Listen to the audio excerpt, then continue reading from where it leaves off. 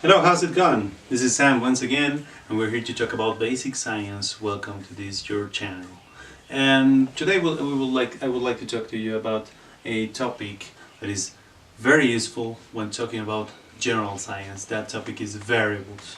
Okay, variables is something we already used in our last episode. You must remember out there when we were talking about experimental design. All right, and today's objective is that you learn what a variable is and how variables are classified.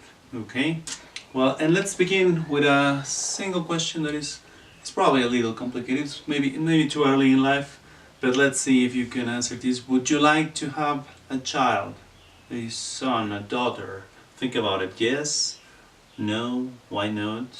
And now the real question is, why is it such a big responsibility to have a child? Think about it, leave your answers in the comments box below. All of the reasons why it is a big responsibility to have a child, okay? Let's give it a minute.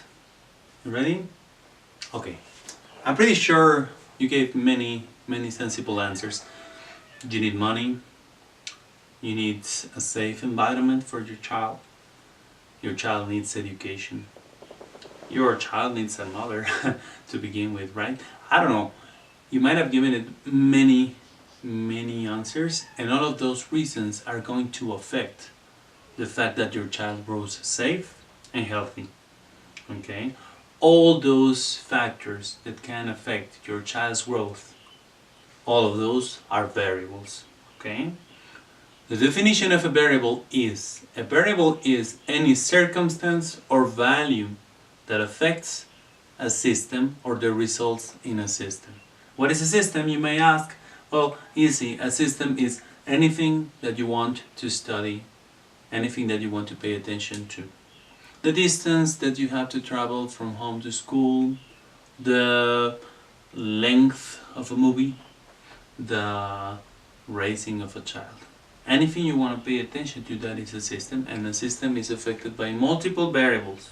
Nonetheless, let's remember that when we are designing an experiment, we must always try to stick to one single variable. Remember the plant last class? The only variable we had was how often you watered it. That was it. Cool. That was our variable. Awesome, you got this, right? Well, now let's begin with the classification of variables, and we'll start with the simplest classification. We have variables that are quantitative and qualitative. It's pretty self-explanatory actually. Quantitative variables are those variables that you can count or measure. Stature, weight, distance, time, temperature, anything that you can measure or count, that is a quantitative variable. The temperature at which you bake a cake determines how fast it is done. Temperature will be a quantitative variable. Okay, qualitative variable. Those variables that you cannot count or measure, you just describe, often using an adjective. If you don't remember what an adjective is, check those English classes, huh? An adjective is a word that describes a noun. Okay, the word to describe things. Beautiful, ugly, enervating, so on and so forth. Alright? Good. So we have these two types of variables. Let's put an example to it. Yes? Imagine that you would like to get a girlfriend. Yes?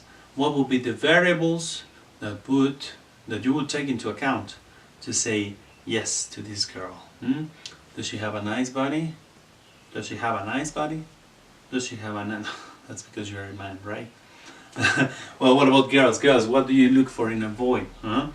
Is he handsome? Does he have money? Does he have nice feelings and he's an honest person? Huh? All of those. From those variables, which ones can you count? Can you count beauty? Not really. You just say pretty, ugly, cute, whatever. Those are adjectives. Can you count the money that his dad gives him to take you out? You can count that one, alright?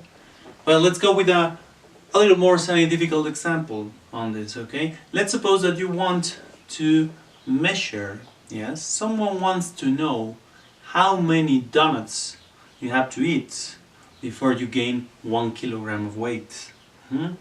Alright, well, we're gonna have to make an experiment. Who's gonna eat those donuts? Well, the number of donuts that you eat in order to get 1 kilogram is a quantitative variable.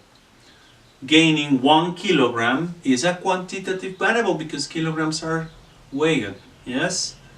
Getting fat, that's qualitative, alright? But this example can show a lot more. So let's go to the second type of classification of variables, and now this is the one. Variables are either independent or dependent, alright? Follow me on this one because it's simple actually, but it can be sometimes confusing. Independent variable, let's start with independent variables. They are not really that independent, huh? Independent variables are those variables that can be manipulated by the scientist, okay? In this example, you can manipulate, you can decide how many donuts you eat. So that will be an independent variable, alright? Now, dependent variables are those variables that depend on the independent variable. In other words, you can't manipulate dependent variables. But as you manipulate the independent variable, the dependent variable changes its values. Sounds a little complicated, but it's as simple as this. How many donuts I eat directly affect how chubby I get. Okay?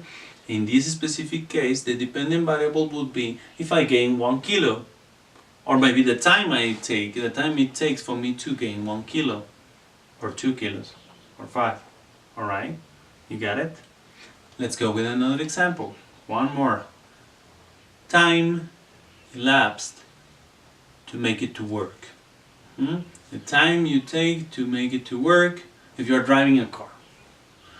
Can you manipulate time? Can you control time? Of course not. You wish, okay? But you can control how fast you drive, alright?